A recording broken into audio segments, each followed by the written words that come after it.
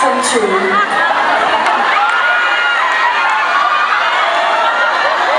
Ayan na, may pakpak.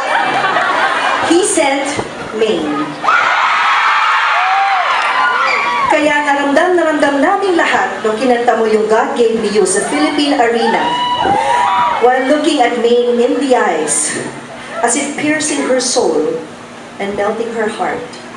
And you cried when you uttered the lines and the lyrics, God gave me you. As if thanking Maine for coming into your life and thanking God above all. Maine, para ko pare, no?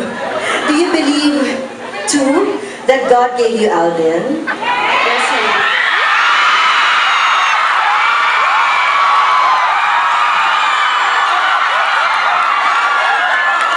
Fact naman kasi yun eh. Totoo naman. Kaya nga destiny, di ba? Do you believe in destiny? You are both destined for greatness. God gave you all the talents, your wit, Maine, your humor, and your beauty.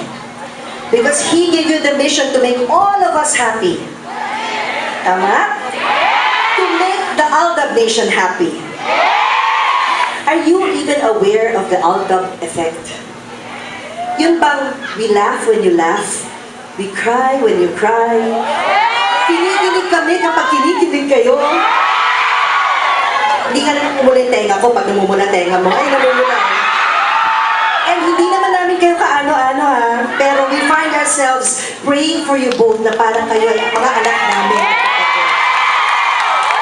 Praying for you every day, which I did yesterday after ng kasal nyo. I lit a candle for the two of you. Praying for you both na sana magkatuluyan kayo. Sana walang sumira sa love team ninyo. Sana hindi kayo malamon ng sistema ng showbiz. Sana mag-pray din kayo for discernment kung ano ba talaga yung tunay na feelings nyo para sa isa't isa. Last year to ha. Beyond the scripts, beyond the TV characters that you play, beyond the blinding lights, the studio noise, beyond the hiyawan, kantsawan, and palakpakan, give it a chance. Listen when your hearts are silent. It's your call, Alden. You're the guy. If you ask me, your self-appointed love-struck future ninang, Meng is so perfect for you.